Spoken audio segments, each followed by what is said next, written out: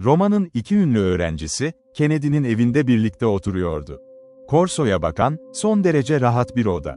Gece soğuktu. İkisi de sandalyelerini, o pek de ısıtmayan İtalyan ocağına doğru çekmişti. Ocak, ortama sıcaklık vermek yerine sadece havasız bir alan yaratıyordu. Dışarıda, parlak kış yıldızlarının altında modern Roma vardı. Uzun, çift elektrik lambalarının oluşturduğu zincir, ışıl ışıl kafeler. Koşturan arabalar ve kaldırımları dolduran yoğun bir kalabalık. Ama içeride, zengin ve genç İngiliz arkeoloğunun bu gösterişli odasında, sadece eski Roma hissediliyordu. Duvarlarda çatlamış ve eskimiş frizler. Senatörlerin ve askerlerin gri, eski büstleri.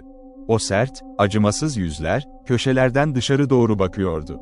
Ayrıca tavandan sarkan amforalar ve zengin, kırmızı bir hindi halısının üzerine serilmiş bir kum yığını gibi ilginç detaylar vardı.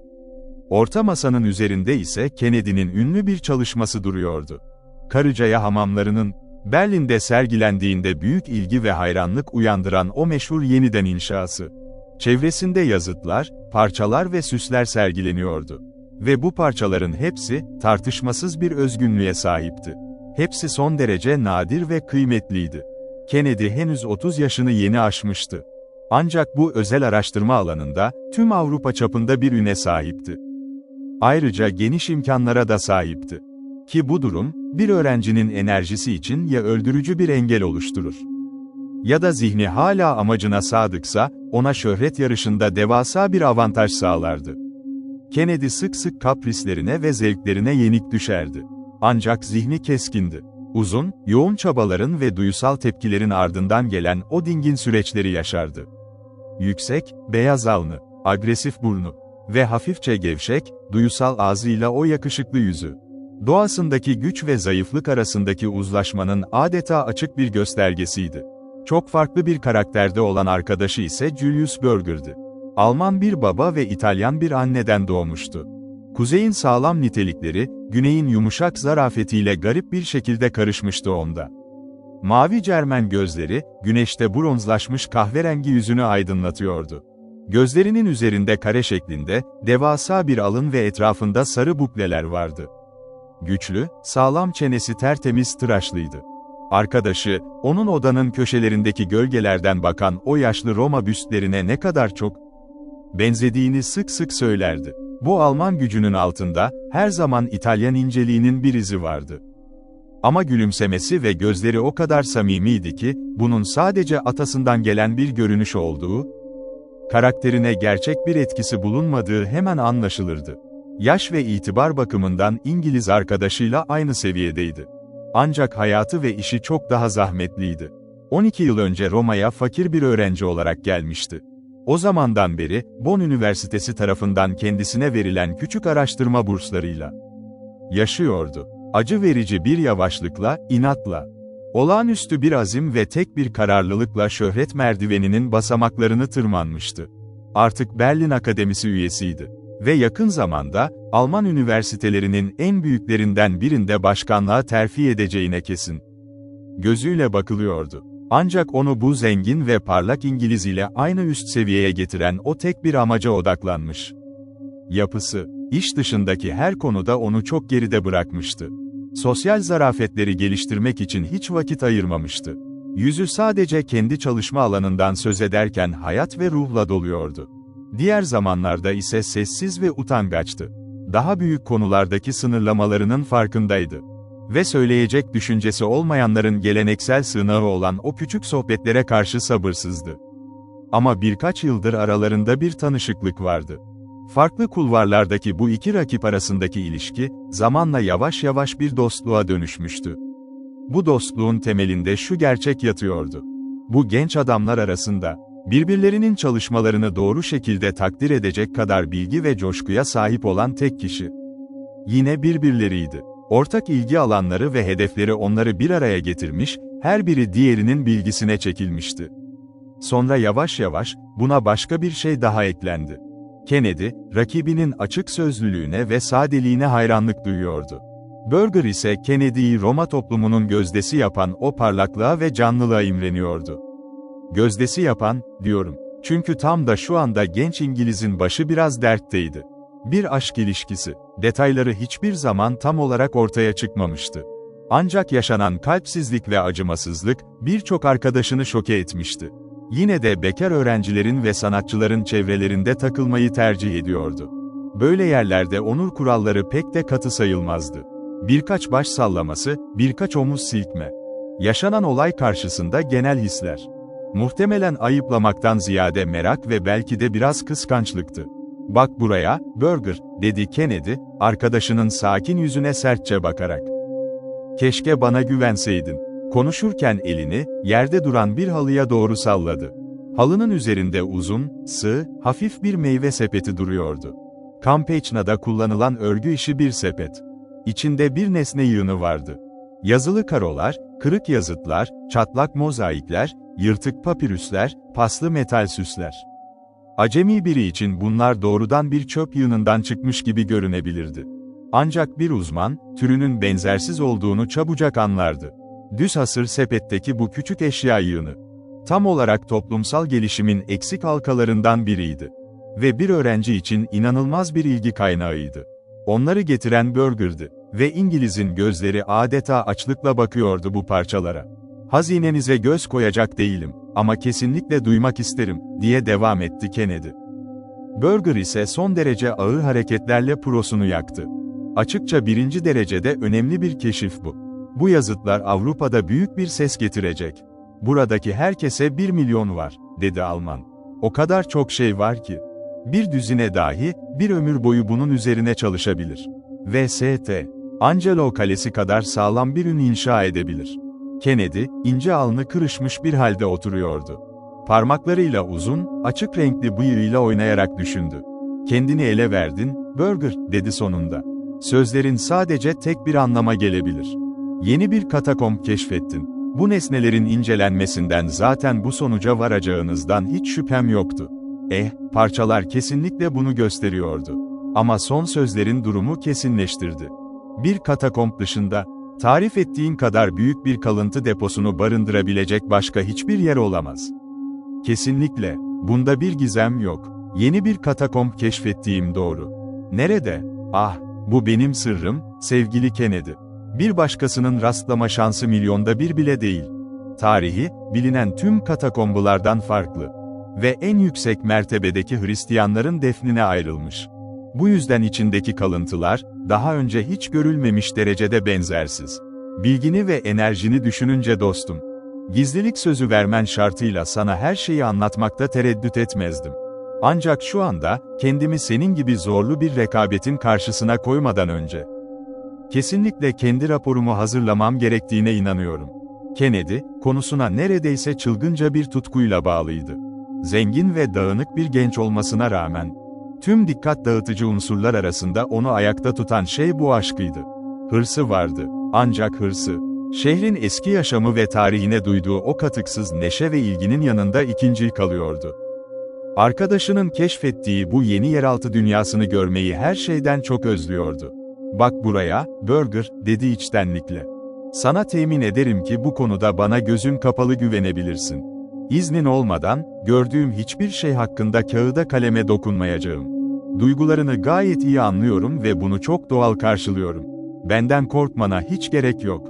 Öte yandan, bana anlatmazsan, sistematik bir arama yapacağımı ve burayı kesinlikle bulacağımı söylemeliyim. O durumda elbette ulaştığım bilgileri istediğim gibi kullanırım. Çünkü sana karşı hiçbir sorumluluğum kalmamış olur." Burger prosunun ardından düşünceli bir şekilde gülümsedi. "Fark ettim de, dostum Kennedy," dedi. "İstediğim zaman, her konuda bilgi vermeye sen de pek hazır değilsin. Sana söylemediğim neyi sordun ki? Örneğin, Vestal Tapınağı hakkındaki makalen için sana materyal sağladığımı unutuyorsun. Ah, o kadar da önemli bir mesele değildi. Eğer sana gerçekten özel bir şey sorsaydım, bana cevap verir miydin? Merak ediyorum. Bu yeni katakomb benim için çok özel bir mesele. Ve karşılığında kesinlikle bir güven işareti beklerim." "Ne demek istediğini hiç anlayamadım," dedi İngiliz. "Ama katakombla ilgili soruma yanıt vermen karşılığında, bana soracağın her soruyu cevaplamamı kastediyorsan, sana söz veriyorum, kesinlikle yapacağım." "Peki o zaman," dedi Burger. Koltuğunda lüks bir şekilde geriye yaslandı. Havaya mavi bir puro dumanı üfledi. Bana Miss Mary Saunderson ile olan ilişkini tüm detaylarıyla anlat. Kennedy sandalyesinden fırladı. Öfkeyle arkadaşının tepkisiz yüzüne baktı. Sen ne demek istiyorsun, diye bağırdı. Bu nasıl bir soru böyle? Şaka yapıyorsun herhalde. Ama yapabileceğin en kötü şakayı. Hayır, şaka yapmıyorum, dedi Burger gayet sakin bir sesle. Gerçekten konunun detaylarıyla ilgileniyorum. Dünyayı, kadınları, sosyal hayatı ve bu tür şeyleri pek bilmem. Böyle bir olay benim için bilinmeyenin büyüsünü taşıyor. Seni tanıyorum. Onu da uzaktan tanırdım. Hatta bir iki kez konuşmuşluğum bile var. Aranızda tam olarak ne geçtiğini. Kendi dudaklarından duymak isterim. Sana tek bir kelime bile etmeyeceğim. Sorun değil. Sadece bir istekti. Yeni katakomb sırrımı vermemi beklediğin kadar kolay bir şekilde. Kendi sırrından vazgeçip vazgeçmeyeceğini görmek istedim. Vazgeçmedin. Zaten beklemiyordum da. Ama o halde, benden neden farklı bir şey bekliyorsun? İşte, Saint John'un saati onu vuruyor. Eve gitme zamanım geldi. Hayır, biraz bekle Burger, dedi Kennedy. Aylar önce bitmiş, eski bir aşk ilişkisini öğrenmek istemen gerçekten çok saçma. Biliyorsun, öpüp de anlatan bir adama, olabilecek en büyük korkak ve aşağılık insan gözüyle bakılır.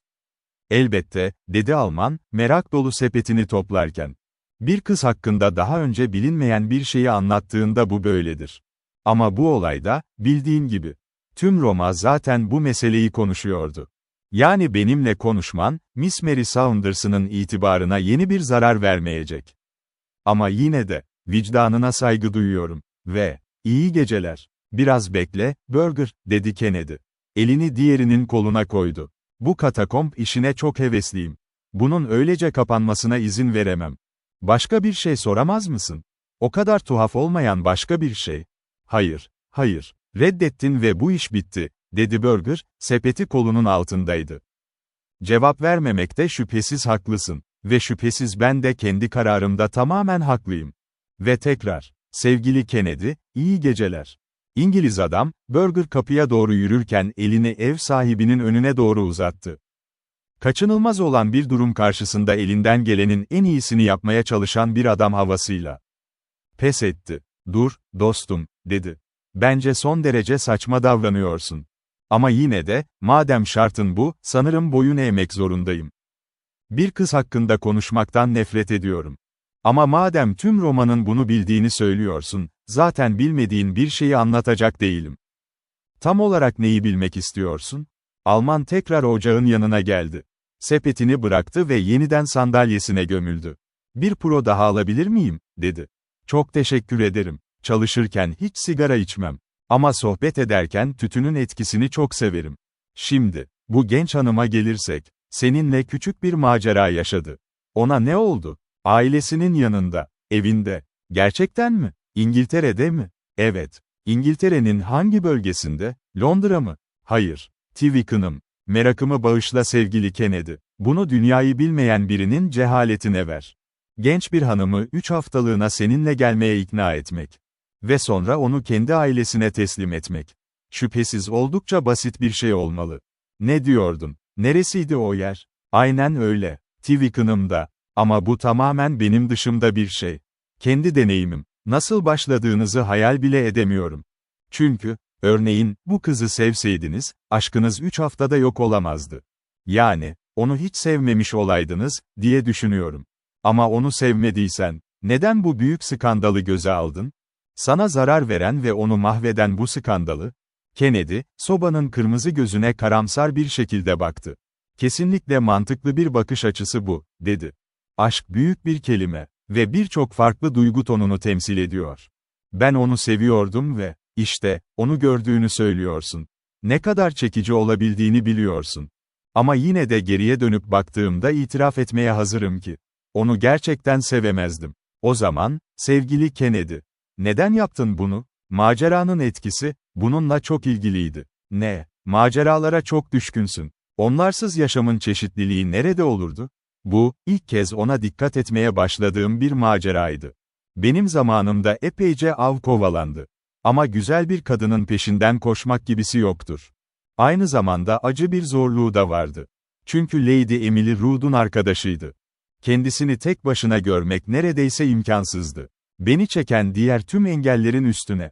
Kendi dudaklarından çok erken öğrendim ki, nişanlıymış. Mein Gott, kime? İsim söylemedi. Bence kimse bunu bilmiyor. Bu yüzden macera daha da çekiciydi, değil mi?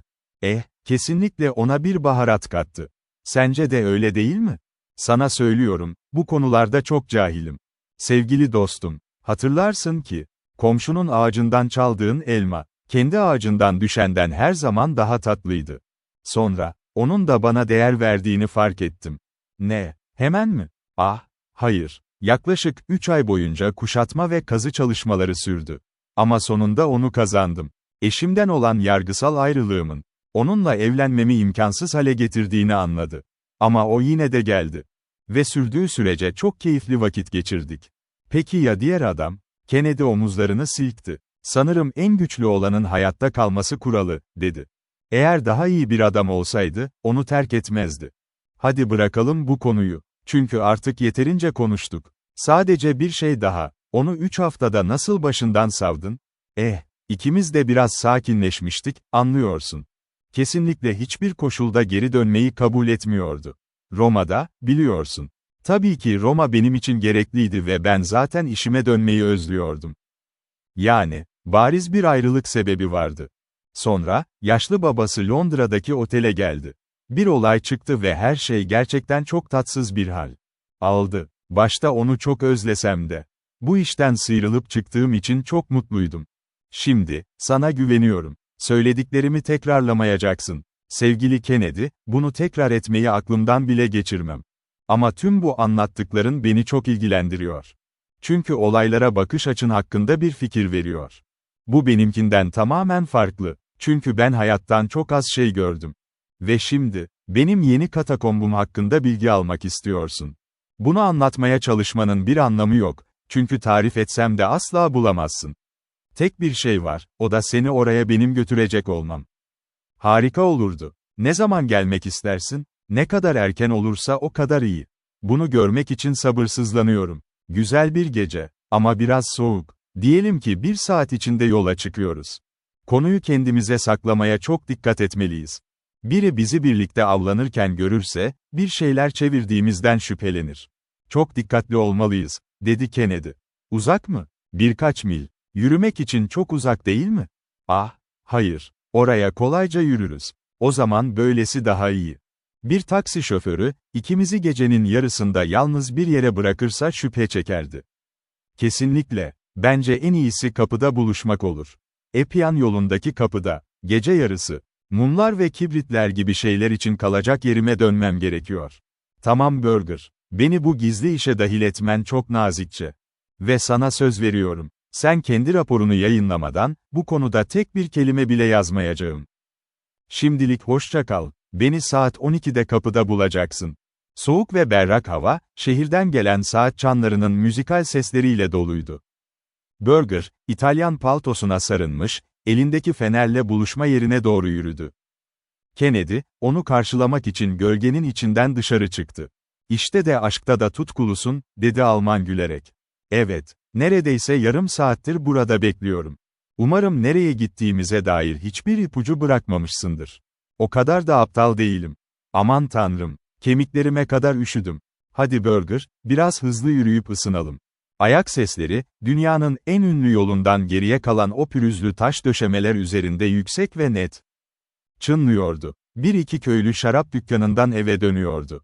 Ve Roma'ya kırsal ürünler getiren birkaç araba, karşılaştıkları tek şeydi. Hızla ilerlediler. Karanlığın içinden devasa mezarlar yükseliyordu. Ta ki St. Kalistus katakombularına ve yükselen ayın karşısında duran Cecilia Metella'nın büyük dairesel kalesine varana kadar. O an Burger elini böğrüne koyup durdu. Bacakların benimkilerden daha uzun ve sen yürümeye daha alışkınsın, dedi gülerek. Sanırım içeri gireceğimiz yer burada bir yerde. Evet, tam burası. Trattoria'nın köşesinde. Şimdi yol çok daralıyor. Belki de öne benim geçmem daha iyi olur, sen de beni takip edersin.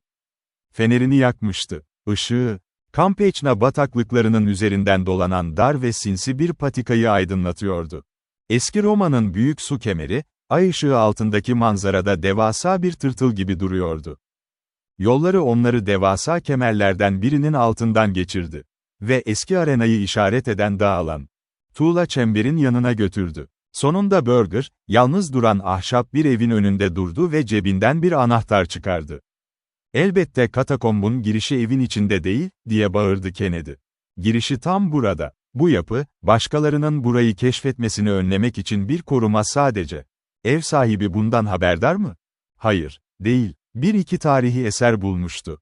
Bu da bana evin böyle bir yerin girişine inşa edildiğini gösterdi. Ben de burayı ondan kiraladım ve kazıları kendim yaptım. Gel içeri ve arkanı dönüp kapıyı kapat." Uzun ve boş bir binaydı. İnek yemlikleri duvar boyunca sıralanmıştı. Burger fenerini yere koydu. Paltosunu üzerine sararak, ışığı tek bir yön hariç her taraftan kapattı. "Bu tenha yerde bir ışık gören çıkabilir," dedi. "Şu tahta kaplamayı taşımama yardım et." Köşedeki zemin gevşekti. İki araştırmacı tahtaları kaldırıp duvara yasladılar. Aşağıda kare bir açıklık ve dünyanın derinliklerine doğru inen eski taş merdivenler vardı. "Dikkatli ol," diye bağırdı Burger. Kennedy sabırsızca aşağı inerken, "Aşağısı tam bir tavşan yuvası. Eğer orada bir kez yolunu kaybedersen, bir daha gün ışığını görme şansın %1 bile değil. Işığı getirene kadar bekle. Kendi yolunu nasıl buluyorsun peki? Burası bu kadar karmaşıkken, ilk başlarda büyük tehlikeler atlattım. Ama yavaş yavaş etrafta dolaşmayı öğrendim. Belirli bir sistemi var. Ama kaybolmuş bir adam, karanlıkta bunu asla çözemez. Şimdi bile katakomba girerken, uzağa gideceksem arkamda daima bir ip yumağı çözerek ilerlerim. Zor olduğunu kendinde görebilirsin. 100 metre gitmeden bu pasajların her biri daha önce 12 kez kollara ayrılıyor. Evin taban seviyesinden yaklaşık 6 metre aşağı inmişlerdi. Şimdi yumuşak TÜF kayasına oyulmuş kare bir odada duruyorlardı. Fener, çatlamış, kahverengi duvarların üzerinde titrek bir ışık yayıyordu. Aşağıda parlak, yukarıda loş. Bu ortak merkezden her yöne yayılan siyah, karanlık geçitler uzanıyordu. "Beni yakından takip etmeni istiyorum dostum," dedi Burger. "Yolda her şeye bakmak için duraklama. Seni götüreceğim yer, görebileceğin her şeyi ve daha fazlasını barındırıyor. Doğrudan oraya gitmek bize zaman kazandırır." Koridorlardan birine doğru öncülük etti. İngiliz de onu yakından takip ediyordu. Ara sıra geçit ikiye ayrılıyordu ama Burger belli ki kendi gizli işaretlerini takip ediyordu. Çünkü ne duruyor ne de tereddüt ediyordu. Duvarların her yerinde, tıpkı bir göçmen gemisindeki ranzalar gibi sıkış tıkış eski Roma Hristiyanları yatıyordu. Sarı ışık, mumyaların büzüşmüş yüz hatları üzerinde titriyor. Yuvarlak kafatasları ve etsiz göğüsler üzerinde çapraz duran uzun, beyaz kol kemiklerini aydınlatıyordu. Kennedy geçerken her yere bakıyordu. Yazıtlara, cenaze kaplarına, resimlere, giysilere, yüzyıllar önce dindar ellerin koyduğu gibi duran o hüzünlü kalıntılara. Bu aceleci, yüzeysel bakışlarda bile açıktı ki, burası katakombuların en eskisi ve en iyisiydi. Daha önce hiçbir uzmanın görmediği, Roma kalıntılarıyla dolu bir depoydu. "Işık sönerse ne olur?" diye sordu, hızlı adımlarla ilerlerken. "Cebimde yedek bir mum ve bir kutu kibrit var." Bu arada Kennedy. "Sende kibrit var mı?" "Hayır. Bana biraz vermelisin." "Sorun değil. Ayrılma ihtimalimiz yok." "Ne kadar ileri gidiyoruz?" "Bana en azından çeyrek mil yürümüşüz gibi geldi." "Bence bundan da fazla. Mezarların gerçekten bir sınırı yok. En azından ben sonunu bulamadım. Burası yön bulması çok zor bir yer, bu yüzden ip yumağımızı kullanıyorum." İpin bir ucunu çıkıntılı bir taşa bağladı. İlerledikçe yumağı paltosunun koynundan çözerek salıverdi. Kennedy bunun gereksiz bir önlem olmadığını görüyordu. Çünkü pasajlar her zamankinden daha karmaşık, daha labirent gibiydi. Tam bir koridor ağı örülmüştü. Fakat tüm bunlar büyük, dairesel bir salonda son buluyordu. Salonda, bir ucunda mermer bir levha bulunan kare bir TÜF kaide vardı. "Aman tanrım," diye haykırdı Kennedy. Burger feneri mermerin üzerinde gezdirirken. "Bu bir Hristiyan sunağı. Muhtemelen var olan ilk sunaklardan biri. Bak, köşesinde küçük bir kutsal haç kazınmış. Şüphesiz bu dairesel alan bir kilise olarak kullanılmış." "Aynen öyle," dedi Burger. "Daha fazla zamanım olsaydı, duvarlardaki bu nişlere gömülü tüm cesetleri sana göstermek isterdim." Çünkü onlar, taçları, asaları ve tüm dini kıyafetleriyle kilisenin ilk papaları ve piskoposları. Şu tarafa git ve şuna bir bak. Kennedy karşıya geçti. Gevşekçe duran, parçalanmış ve çürümüş tacın altındaki o korkunç kafatasına baktı. Bu çok ilginç, dedi. Sesi, kubbeli tavanın altında yankılandı. Benim deneyimlerime göre bu eşsiz bir şey. Feneri buraya getir Burger, hepsini görmek istiyorum. Ama Alman yürüyerek uzaklaşmıştı. Koridorun diğer tarafında sadece sarı bir ışık çemberi görünüyordu. Burası ile merdivenler arasında kaç dönüş var biliyor musun, diye sordu. 2000'den fazla. Şüphesiz bu, Hristiyanların kendilerini korumak için bulduğu bir yöntemdi. Bir adamın buradan kendi kendine dışarı çıkabilme ihtimali 2000'de birdir. Ama karanlıkta kalırsa, tabii ki çok daha zor olur. Ben de öyle düşünüyorum. Ve karanlık, korkunç bir şeydir. Bir kez denemiştim, bir deney olarak. Tekrar deneyelim. Fenerin üzerine eğildi. Ve bir anda, sanki görünmez bir el Kennedy'nin gözlerini sıkıca kapattı. Kennedy daha önce böyle bir karanlık görmemişti. Sanki üzerine baskı yapıyor, onu boğuyordu. Bedeninin ilerlemekten çekindiği katı bir engel gibiydi. Karanlığı kendinden uzaklaştırmak ister gibi ellerini öne uzattı. "Yeterli Burger," dedi. "Işığı tekrar yakalım." Ama arkadaşı gülmeye başladı. Ve o dairesel odada ses, her taraftan aynı anda geliyormuş gibi yankılandı. "Huzursuz görünüyorsun dostum Kennedy," dedi. "Hadi dostum, mumu yak," dedi Kennedy sabırsızca. "Çok garip bir şey Kennedy. Ama hangi yönde durduğunu en ufak bir şekilde bile anlayamıyorum. Nerede olduğumu söyleyebilir misin?" "Hayır. Her tarafımdaymışsın gibi geliyor. Elimde tuttuğum bu ip olmasaydı. Hangi yöne gitmem gerektiğini ben de bilemezdim. Sanırım öyle. Bir ışık yak dostum ve bu saçmalık bitsin artık." Kennedy, çok sevdiğim iki şey vardır. Biri macera, diğeri ise aşılması gereken bir engel. Macera, bu katakombdan çıkış yolunu bulmak olmalı. Engel ise karanlık ve yolu bulmayı biraz zorlaştıracak olan 2000 yanlış yol ayrımı. Ama acele etmene gerek yok. Çünkü bolca zamanın var. Şimdi ve daha sonra dinlenmek için durduğunda. Sadece Bayan Mary Saunders'ını düşünmeni istiyorum. Ve ona adil davranıp davranmadığını. "Şeytan alsın, ne demek istiyorsun?" diye bağırdı Kennedy. Karanlığın içinde küçük daireler çizerek koşuyor. İki eliyle o zifiri karanlığı yakalamaya çalışıyordu. "Hoşça kal," dedi alaycı ses. Artık oldukça uzaktan konuşuyordu. "Gerçekten sanmıyorum Kennedy. Kendi gösterişçi dünyanda bile o kıza doğru olanı yaptığına. İnanmıyorum. Sadece bilmediğin küçük bir detay vardı. Onu da ben tamamlayayım. Bayan Saunders'ın, zavallı, hantal bir öğrenciyle nişanlıydı. Ve adı, Julius Burger'dı. Bir yerde bir hışırtı oldu. Taşların üzerinde belirsiz bir ayak sesi. Ve sonra, o eski Hristiyan kilisesinin üzerine bir sessizlik çöktü. Sessizlik. Durağan, ağır bir sessizlik Kennedy'yi sardı. Ve boğulan bir adamın etrafındaki su gibi. Onu içine çekti. Son yılların en ilginç keşiflerinden biri. Roma'daki yepyeni bir katakomptur. Bu yer, Rose'un doğusunda. Saint Calixtus'un o ünlü mezarlarından biraz daha uzakta bulunuyor. Bu mezarlık alanının keşfi son derece önemli. Çünkü erken dönem Hristiyan kalıntıları ve birbirinden ilginç özellikleriyle adeta dolup taşıyor.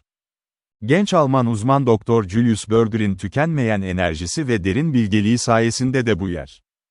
Antik Roma konusunda çalışan otoriteler arasında hızla ilk sıraya yerleşiyor. Ancak görünüşe göre, bu keşfi ilk yayınlayan kişi olmasına rağmen, Doktor Burger'ı bekleyen kader, çok daha az şanslı ve trajik bir maceraydı.